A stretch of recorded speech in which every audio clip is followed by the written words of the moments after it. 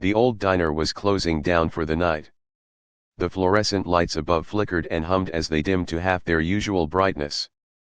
Behind the counter, waitress Emma sat with her arms crossed, watching the clock on the wall tick away. As she glanced up at the door, a chill ran down her spine. A lone figure stood in the doorway, shrouded in shadows. The diner's neon sign outside cast an eerie glow over the man's features, but it was his eyes that made Emma's heart skip a beat. They seemed to be staring right through her.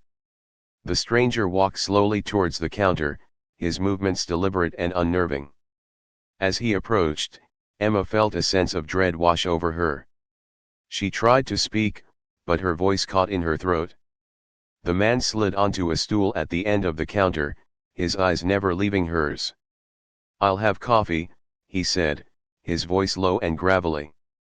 As Emma poured him a cup, she noticed something strange. There were no other customers left in the diner. It was as if everyone had vanished into thin air. The man's presence seemed to be drawing them away, one by one. And now, with only 2 minutes until closing time, Emma realized that this stranger might not have been his last customer after all. The old diner was closing down for the night. The neon sign outside flickered and dimmed as the clock struck 9. Inside, the last customer of the evening, a young woman named Sarah, sat alone at the counter, nursing her cup of coffee. As she gazed out into space, lost in thought, the waitress began to tidy up around her. She moved with an air of quiet efficiency, her movements economical and precise. But as the minutes ticked by, something about the waitress's demeanor changed. Her eyes seemed to take on a glassy quality, like two empty marbles staring back at Sarah. The lights in the diner flickered again, this time more violently than before. The air grew colder, heavy with an unseen presence that made Sarah feel her skin crawl. She tried to shake off the feeling, telling herself it was just nerves from being alone so late. But as she glanced up at the waitress, now standing frozen behind the counter, a chill ran down her spine.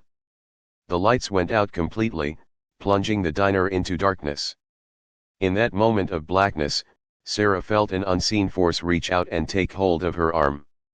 She tried to scream, but her voice was muffled by some unseen hand. The waitress's eyes glowed with an otherworldly light as she whispered a single word in Sarah's ear, "Mine." And then everything went dark. The old diner was closing down for the night. Its neon sign flickered and dimmed as it cast an eerie glow over the deserted streets of Main Street, USA.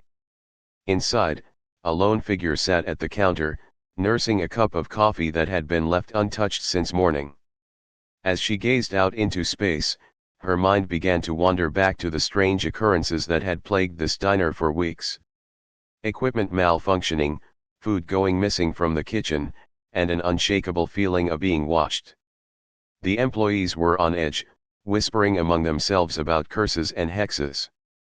But one customer stood above them all, a quiet, reserved woman who would sit alone at the counter every night before closing time. As she sat there now, lost in thought, her eyes began to droop shut. Her breathing slowed, and for an instant, it seemed as though she had drifted off into sleep. The diner's patrons were long gone, but a faint hum of activity still lingered, the soft beeps of the cash register, the creaks of the old wooden floorboards beneath her feet. And then, without warning, she sat bolt upright in her chair. Her eyes snapped open with an unnatural intensity, and for one fleeting moment, they seemed to bore into the very soul of the diner itself. The air grew thick with tension as the lights flickered wildly before plunging the establishment into darkness.